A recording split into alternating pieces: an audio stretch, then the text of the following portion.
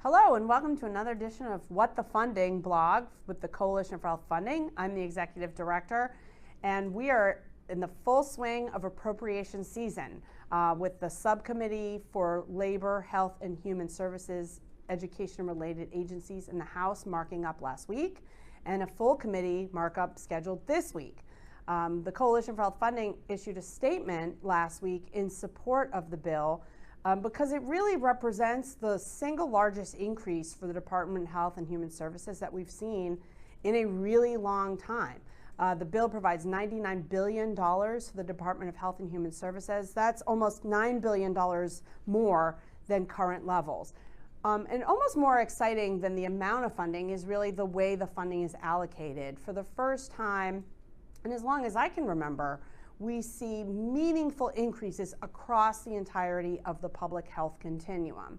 So funding increases at the National Institutes of Health, the Agency for Healthcare Research and Quality, the Centers for Disease Control and Prevention, and on and on.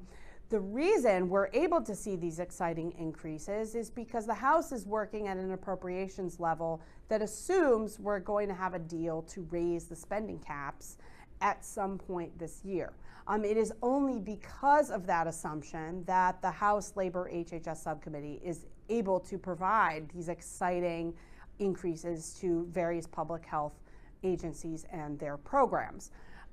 As most of you who follow this blog will know, we are facing a steep funding cliff at the end of this fiscal year. If Congress does not act to raise the caps, non-defense discretionary programs like public health and health research will face a $55 billion cut. You heard that right, $55 billion. That's actually a steeper reduction in domestic programs than we saw in the first year of sequestration back in 2013. Then we saw about a 7.8% cut across the board to all programs, projects, and activities on the domestic side of the ledger. If Congress does not act to raise the spending caps and prevent going over that fiscal cliff, the across-the-board cuts will actually be worse, closer to 11% when you're adjusting for inflation. This would be devastating to not just public health and health research programs, but really all programs on the domestic side of the ledger. Especially when you take into account there are several programs that must see increases this year. Programs that provide health care for veterans.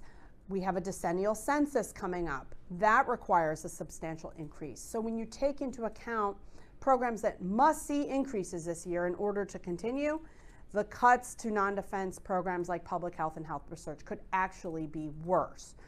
It's why it's so critical that we remain vigilant as advocates and we continue to ask Congress to raise the caps.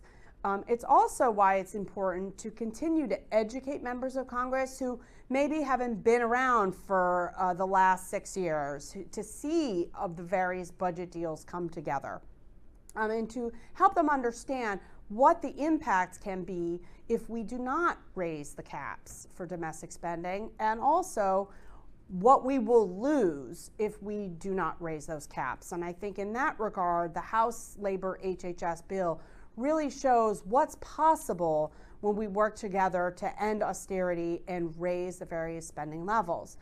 Of course, we are in very early stages of the process. We will still await the markups for the agriculture bill, which includes funding for the Food and Drug Administration, and the Interior and Environment spending bill that includes funding for the Indian Health Service. I think it is, though, safe to assume that given the overall levels that appropriators in the House are working with, we should expect to see increases for those programs.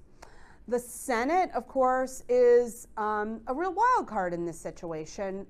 Senator Richard Shelby, who's the chairman of the Senate Appropriations Committee, has said, without a budget deal, they're not going to proceed to markup because really they don't know what the numbers are. They're not really based in reality.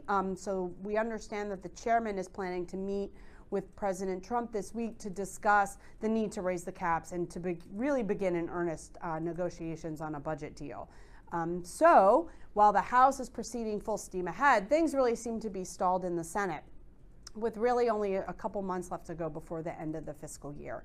So it's why the Coalition for Health Funding will continue to be vigilant in calling on Congress to raise the caps, educating them about what will happen if we don't, and what we stand to lose if we don't raise the spending levels. We hope you'll stay tuned for more at Health Funding on Twitter, at Coalition for Health Funding on Instagram, as well as here on our What the Funding blog.